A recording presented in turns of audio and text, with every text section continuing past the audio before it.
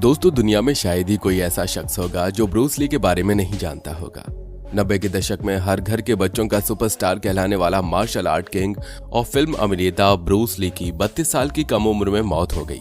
हालांकि 32 साल की उम्र में ही इस शख्स ने दुनिया में वो मुकाम हासिल कर लिया जिसे पाने में कईयों की पूरी जिंदगी बीत जाती है। कई लोग तो ये भी मानते हैं कि ब्रूस ली के पास ऐसी रहस्यमयी शक्तियां मौजूद थीं जिससे वो अपने पूरे शरीर के इंद्रियों को नियंत्रित कर लेते थे। उनके पास ऐसी विधि थी जिससे वो अपने शरीर के ब्लड के फ्लो तक को कंट्रोल कर लेते थे। आज से 49 साल पहले जिस वक्त ब्रूस ली की मौत हुई, उस वक्त वो मार्शल आर्ट और अदाकारी में कामयाबी की नई इबारत लिख रहे थे। साल 1973 के जुलाई महीने में जब उनकी मौत हुई, उस वक्त वो न तो बीमार थे और ना ही उन्हें किसी तरह की तकलीफ थी। अचानक उनकी तबीयत खराब हुई और उन्होंने करोड़ों फैंस और इस दुनिया को अलविदा कह दिया। उनकी अचानक मौत को लेकर कई कहानियां मशहूर हैं। कुछ लोगों का मानना है कि ब्रूस ली हत्या चीन के गैंगस्टर ने की, तो कुछ का मानना है कि उनकी मौत के पीछे उनकी पूर्व प्रेमिका का हाथ था। कहा तो जाता है कि ब्रूस ली की पुरानी प्रेमिका ने ही उन्हें जहर दे दिया था। हालांकि उनकी मौत के कारण में एक कारण लू लगने को भी माना जाता रहा है। इन सब अफवाहों के बीच ब्रूस ली की मौत की ऐसी गुत्थी खुलकर सामने आई जिसने दुनिया को चौंका कर रख दिया। तो चलिए दोस्तों, आज के इस वीडियो में हम लोग उनके मौत से जुड़े इस रहस्य के बारे में जानते हैं और साथ ही ये जानेंगे कि आखिर ब्रूस ली के पास ऐसी कौन सी रहस्यमयी शक्ति मौजूद थी जिसे जानने के लिए आज भी दुनिया बेचैन है। दोस्तों, ब्रूस ली का जन्म 27 नवंबर 1940 को चीनी राशि चक्र कैलेंडर के अनुसार ड्रैगन वर्ष में सैन फ्रांसिस्को के चाइना टाउन में स्थित चीनी अस्पताल में हुआ था। उनके पिता ली होई चुएन एक चीनी नागरिक थे और उनकी कैथोलिक मां ग्रेस हो चतुर्थ जर्मन वंश की थी। ब्रूस ली जब 3 महीने के थे तो उनके माता पिता हांगकांग लौट आए। अगर ब्रूस ली की नागरिकता की बात करें तो आपको बता दें कि उनकी नागरिकता के लेकर कोई निश्चित प्रूफ नहीं है। कुछ सोर्सेज के अनुसार उनके पास हांगकांग और यूएस की नागरिकता थी। दोस्तों, आज ब्रूस ली को इतिहास के सबसे खतरनाक और सबसे बेहतरीन मार्शल आर्टिस्ट कहा जाता है। लेकिन क्या आपको पता है कि उन्हें मार्शल आर्ट सीखना ही क्यों चुना? दरअसल इसके पीछे भी कहानी है। बचपन में जब ब्रूस ली बाहर खेलने जाया करते थे तो वहां दूसरे बच्चे उनकी पिटाई कर दिया करते थे, जिससे परेशान होकर ब्रूस ली और उनके कुछ मित्रों ने मिलकर एक गैंग बना लिया। गैंग के बाकी बच्चे भी उनके जैसे ही थे। नतीजा ये हुआ कि पहले जहां ब्रूस ली अकेले पिटते थे, अब वहीं वो अपनी पूरी गैंग के साथ पिटने लगे। एक दिन काफी पिटने के बाद चोटिल हालत में वो जब अपने घर पहुंचे तो मां ने उनकी यह हालत देखी नहीं गई। रोज रोज पीटे जाने और चोटिल होकर घर आने से परेशान होकर उनकी मां ने एक दिन ब्रूस ली को महान मार्शल आर्टिस्ट इप मान के पास उन्हें ट्रेनिंग लेने भेज दिया। उन्होंने ब्रूस ली की इस प्रतिभा को पहचाना और उन्हें मार्शल आर्ट्स की ट्रेनिंग दी। इससे ब्रूस ली का तुरंत तो कोई भला न हुआ, पर वो मोहल्ले के माने हुए गुंडे बन गए। हर दूसरे दिन उनके दरवाजे पर पुलिस आ जाती थी। माँ बाप बहुत परेशान हुए। जब ब्रूस ली में कोई सुधार नहीं दिखा तो उन्होंने पुलिस वालों को रिश्वत खिलाकर ब्रूस ली के सारे मामले रफा दफा करवाई और उन्हें आगे की पढ़ाई के लिए अमेरिका भेज दिया। ब्रूस ली ने वहां कॉलेज में दाखिला तो ले लिया, लेकिन उनका मन मार्शल आर्ट्स में रमा रहता था। उन्होंने अपना एक कुंग फू स्कूल खोल लिया। इससे अमेरिका में रहने वाले चीनी बहुत नाराज हुए, क्योंकि उनका मानना था कि गैर चीनियों को मार्शल आर्ट सिखाना अपराध है। ब्रूस ली पर कोई फर्क नहीं पड़ा तो उस जमाने के मशहूर चीनी अमेरिकी लड़ाके वोंग जैक मान ने उन्हें चुनौती दे दी कि मुझे हरा दोगे तो ही अमेरिका में अपना स्कूल चला सकोगे।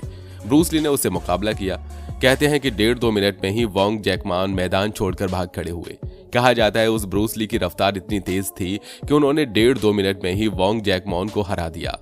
ब्रूस ली की रफ्तार का अंदाजा इस वक्त लगाया जा सकता है जब साल 1962 में एक फाइट के दौरान अपने विपक्षी पर एक के बाद एक ताबड़तोड़ 15 पंच और एक किक जड़ दिए। ये कारनामा ब्रूस ली ने महज 11 सेकंड के अंदर किया था। कहा जाता है कि उनकी रफ्तार इतनी तेज होती थी कि एक फिल्म की शूटिंग करते वक्त शूट को 34 फ्रेम धीरे करना पड़ता था। जी हाँ, आपको बता दें कि ब्रूस ली को जब फिल्म मिली और उनके शॉट्स को फिल्माए जाने लगे तो कैमरामैन ने अपने हाथ खड़े कर दिए, क्योंकि ब्रूस ली के मूव्स और स्टंट इतने तेज थे कि कैमरे की पकड़ में ही नहीं आ रहे थे। चीते से भी ज्यादा फुर्तीले ब्रूस ली से कहा गया कि वो अपने स्टंट धीरे करें। आज भी कैमरा पर ब्रूस ली के स्टंट बहुत तेज दिखते हैं, जबकि वे उनके असली स्टैंडर्ड के मुकाबले धीमे स्टंट हैं। आज के सुपरस्टार जैकी चैन उस जमाने में ब्रूस ली की फिल्मों में बतौर एक्स्ट्रा काम करते थे। एंटर द ड्रैगन के एक दृश्य में लड़ते हुए ब्रूस ली की लाठी दुर्भाग्य से जैकी चैन को जोर से लग गई। वो घायल हो गए, लेकिन जैकी चैन इसे एक सौभाग्य मानते हैं, क्योंकि इस घटना के बाद ब्रूस ली ने उनका माथा सहलाया और उन्हें गले लगाया। जैकी इसी बात से खुश रहते हैं कि उसके बाद ब्रूस ली उन्हें नाम से जानने लगे थे। दोस्तों आपको बता दें कि ब्रूस ली सिर्फ एक लड़ाके ही नहीं थे, बल्कि उनकी आध्यात्मिक चेतना बहुत विकसित थी। उनके निजी पत्रों का संग्रह लेटर्स ऑफ द ड्रैगन पढ़कर ये बात समझी जा सकती है। वो किताबें पढ़ते थे, ध्यान चिंतन करते थे और दर्शन की खास समझ भी रखते थे।